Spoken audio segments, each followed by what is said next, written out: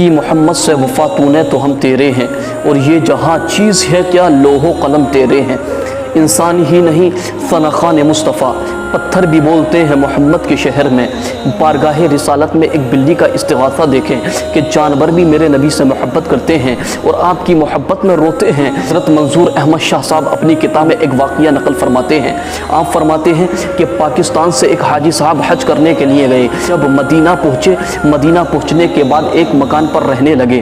اب اس مکان پر جب آپ کھانا کھانے کے لیے بیٹھتے تھے تو آپ کے پاس ایک بلی آتی، اور آپ جب اس بلی کو دیکھتے تھے تو اسے کھانا کھلاتے۔ حاجی صاحب اسے کھانا کھلاتے، یہاں تک کہ اس بلی سے محبت کرتے تھے اور اس بلی کے لیے اسٹور سے کھانے کا پیکٹ خرید کر کے لاتے اور اس بلی کو کھلاتے۔ اس لیے محبت کرتے کہ نبی پاک علیہ السلام کے شہر کی بلی ہے، مدینے کی بلی ہے۔ بے پناہ محبت کرتے حاجی صاحب، لیکن قربان جائیں جب وقت جدائی آنے لگا، جب واپسی کے وقت ہو گئے، جب حاجی صاحب کے چند دن رہ گئے، جب واپسی کا وقت آیا تو حاجی صاحب سوچنے لگے کہ اس بلی کو ساتھ ہی لے لیا جائے، اس بلی کو اپنے ساتھ لے جانے کے بعد اپنے وطن لے کر کے جاؤں گا۔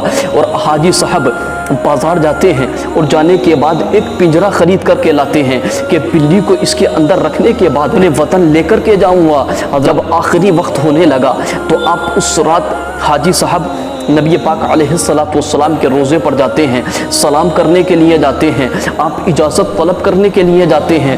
بس نبی پاک علیہ السلام کے دربار میں بیٹھنے کے بعد حاجی صاحب سلام پیش کرتے ہیں، آقا کریم علیہ السلام کی محبت میں روتے ہیں۔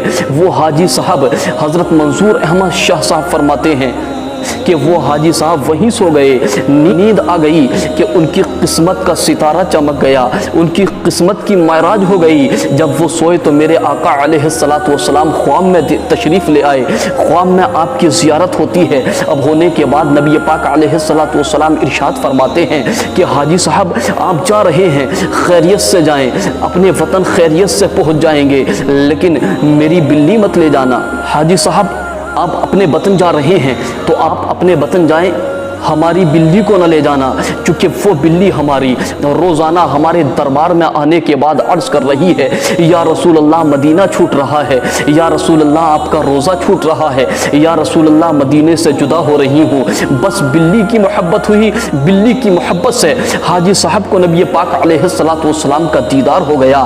تو مسلمانوں، اگر ہم اپنے آقا کی محبت کو اپنے سینے میں بسانے کے بعد اپنے گھروں میں نبی پاک علیہ السلام کی محبت کے چراغ روشن کرنے کے بعد اگر اپنی زندگی کو گزاریں تو یہ زندگی ہماری کامیاب رہے گی۔ علامہ اقبال فرماتے ہیں کہ کی محمد سے وفا تونے تو ہم تیرے ہیں، یہ جہاں چیز کیا لوح و قلم تیرے ہیں۔ ہر چیز نبی پاک علیہ السلام سے محبت کرتی ہے۔ مدینہ پاک علیہ السلام کی اشیاء سے پیار کرنے کا نتیجہ دیکھیں کہ ایک جانور سے محبت کی تو آقا کریم علیہ السلام کا دیدار ہو گیا، آقا کریم علیہ السلام کا دیدار ہو گیا۔